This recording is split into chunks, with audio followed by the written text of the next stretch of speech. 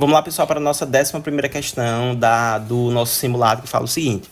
Um fazendeiro produtor de grãos, a fim de ampliar sua capacidade de armazenagem, solicitou a reconstrução de um celeiro. O celeiro será reconstruído na forma de um prisma reto de base pentagonal conforme indicado na imagem a seguir. Adote raiz de 3 como sendo 1,7 e a altura do novo celeiro será de aproximadamente quanto? Pessoal, se vocês perceberem aqui, ó, a altura desse celeiro, tá certo? Vai ser essa medida aqui inteira, ó. Deixa eu colocar aqui uma paralela, tá certo? Mais ou menos, isso aqui é só um esboço, tá, gente? Então, olha só, se vocês perceberem, isso aqui eu, sei lá, criar no espaço um ponto aleatório e chamar esse ponto de P, a altura do celeiro vai ser a distância desse ponto P até o ponto C, você concorda comigo? E essa distância toda, se você perceber, ele será o pedaço de 3, mais esse pedaço vermelho que eu não sei quanto é que é, eu posso chamar de X. Então, se eu chamar essa altura todinha de Hzão, portanto, esse Hzão tem que ser o pedaço de 3 mais o pedaço de X. Então, a missão aqui é a gente determinar esse X. E como é que nós iremos determinar esse X aqui? Olha só. Primeiro eu vou ligar o E com o F, porque quando eu ligo o E e F, os pontos E, F e G vão fazer aqui um triângulo. Então, a primeira coisa que eu vou fazer é passar esse triângulo aqui a limpo, tá certo? Para poder fazer um esboço melhor dele e a gente poder riscar ele com mais tranquilidade, tá? E entender melhor. Então, aqui eu tenho, ó, o lado E, no caso, o vértice E, o vértice F e, por último, o vértice G. Nesse vértice G, nós temos um ângulo de 120 graus. A medida de EG vale 7 e a medida de GF vale 8. Então, olha só o que é que eu vou fazer aqui, pessoal. Reparem que se eu quero determinar ali quanto é que vale o X, né? E a gente for analisar bem direitinho aqui, ó, esse X, na verdade, eu posso espelhar ele aqui, ó, nessa medida, tá vendo, ó? Se fizer 90 graus, essas medidas são iguais, tá certo? Então, se esse segmento vermelho é X, esse segmento preto também tem que ser X. Então, eu posso pegar esse segmento preto aqui, que tá aqui, né? E passar ele para cá, ó, chamando de X. Se vocês perceberem, ele tá dividindo esse triângulo grandão aqui em dois outros triângulos pequenininhos. Então, eu posso fazer aqui uma correspondência de área. Então, eu posso dizer, por exemplo, que a área total desse triângulo, que é justamente o triângulo EFG, será igual à soma da área desses dois triângulos. Ó. Posso chamar esse triângulo pequenininho de 1 e o triângulo um pouquinho maior de 2. Então, seria aqui a área do triângulo 1 mais a área do triângulo 2. Tá certo? Olha só, vamos aqui para a gente escrever essas áreas aqui. Eu tenho primeiro esse ponto aqui, tá? Que eu posso chamar, por exemplo, de ponto K. Isso é só um exemplo, tá? Esses pontos aqui, as representações são aleatórias. Eu estou tirando da minha cabeça mesmo para representar. A letra não vai me dar nada, que é só questão algébrica. Então, olha só, de E a K, como eu não sei quanto é que vale, né? Eu posso chamar, por exemplo, essa medida aqui de A. Enquanto de K até F, eu posso chamar, por exemplo, de Bzinho. Isso tudo, gente, para que eu consiga determinar a área desses triângulos, tá? Então, ó, trabalhando primeiro o triângulo 1, a área desse triângulo será a base, que é justamente o A, vezes a altura dele, ó, que se você for perceber, a altura sempre vai formar 90 graus, então só pode ser o lado X, tudo isso dividido por 2. A mesma coisa, olha só, a área 2, ó. A área 2, se você perceber, vai ser a base dele, que é o Bzinho, vezes a altura, que também será o lado X, tudo isso dividido por 2. Então, tudo isso daqui, gente, vai ser escrito, né, vai representar a área total. Portanto, olha só, a área total desse triângulo será exatamente igual a... Tenho essas duas frações, os denominadores estão iguais, então o que é que eu faço? Eu repito o denominador e somo os numeradores, então ficaremos com AX mais BX. E se tu perceber aqui, olha só, você tem X nos dois membros, então você pode colocar X em evidência. E botando X em evidência, vai sobrar ali dentro do parêntese A mais B, tá certo? Tudo isso daqui dividido por 2. Então, o que é que eu preciso saber? Eu preciso saber quem é o valor de A mais B. E se você perceber, A mais B é, na verdade, a distância do segmento E até o segmento F. Ou seja, eu posso chamar essa distância, por exemplo, de y, então eu vou precisar determiná-la. E como é que eu vou determinar se só que é um lado de um triângulo e a gente pode dizer, inclusive, que esse ângulo é um triângulo qualquer?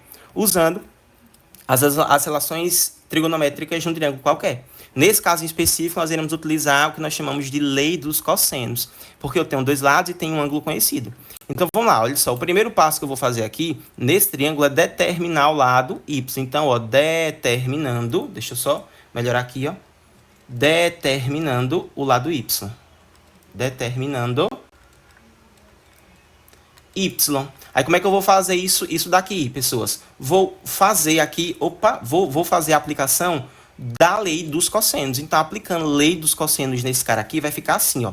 Y ao quadrado igual a 7 ao quadrado mais 8 ao quadrado menos 2 vezes 7 vezes 8 vezes o cosseno de 120, porque isso aqui é nada mais nada menos que a lei dos cossenos. Deixa eu vir para cá, ó, para o lado, só para eu revisar contigo, tá? Se eu tenho aqui, pessoal, qualquer triângulo e esse triângulo ele não é retângulo, ou seja, eu tenho um ângulo interno ali que seja diferente de 90 graus, por exemplo, vou dizer que esse ângulo interno aqui ele vale alfa, e esse alfa é diferente de 90, tá? E aí eu tenho os lados A, B e C.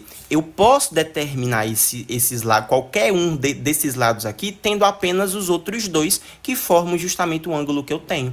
Isso aqui a gente chama de lei dos cossenos. A gente diz assim, ó, eu vou pegar o lado que eu quero determinar, vou elevar ao quadrado, isso será igual aos outros dois lados que já são conhecidos elevados ao quadrado, menos 2 vezes o produto desses dois lados que também já são conhecidos, vezes o cosseno do ângulo que está oposto ao lado que você quer determinar. Que nesse caso, como eu estou determinando o lado A, o ângulo que é contrário a ele, que é oposto a ele, é justamente o alfa. Tá vendo? Isso aqui é nada mais nada menos que lei dos cossenos. Então, vamos aqui para a gente voltar para terminar a aplicação.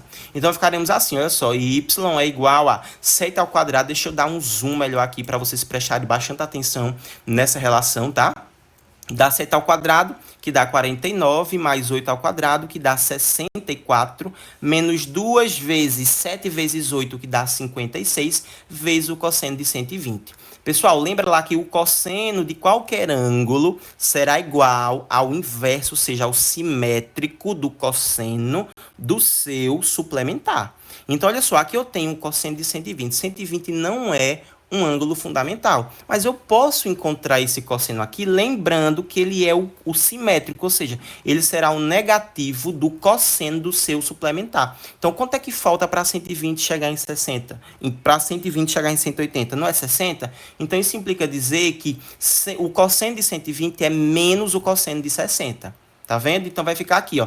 E com o cosseno de 60, claro, a gente sabe que é raiz de 3, que a gente sabe que é 1 sobre 2. Então isso aqui vai ficar menos 1 dividido por 2. Olha agora, porque foi que eu não multipliquei esse 2 com esse 56. Porque, ó, 2 em cima, 2 embaixo, eu já posso simplificar. Então, nós ficaremos assim, ó, com y igual a 49 mais 64 dá 113, menos com menos dá mais 56. Aqui tem que lembrar que o y está ao quadrado, né? Porque senão a gente ferra a questão toda.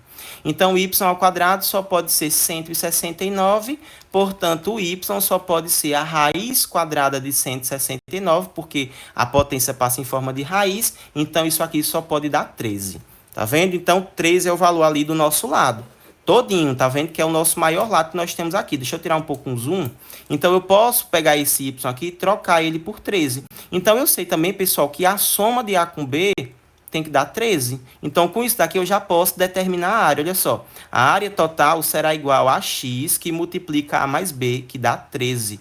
Tudo isso dividido por 2. Portanto, eu posso escrever como sendo 13x dividido por 2. Agora, olha só. Para a gente conseguir sair dessa nossa resolução, precisa determinar quem é o valor de x. Tá certo aqui, ó? Mas olha só, percebam que eu escrevi, né, a área total como forma de soma, mas eu posso também determinar, usando esse triângulo grandão, a área desse triângulo, tá? Então, vejam só, ó, porque eu sei que quando eu tenho um ângulo interno de qualquer triângulo, eu consigo determinar quem é a área dele. Porque, olha só, a área desse triângulo, que a área total, né, do triângulo EFG, será igual ao produto dos dois lados que você tem, tá certo? Deixa eu até mudar ali, ó, certo? Vamos supor, eu tenho o lado 1 vezes o lado 2 vezes o seno do ângulo que forma esses dois caras, tudo isso daqui dividido por 2. Perceba que os ângulos, os lados que você já tinha eram 7 e 8. Então, é o lado 1, lado 2. Então, fica 7 vezes 8, tudo isso vezes o seno do ângulo que formam eles, né? No caso que eles estão formando. Nesse caso, esse ângulo aqui, que vale 120.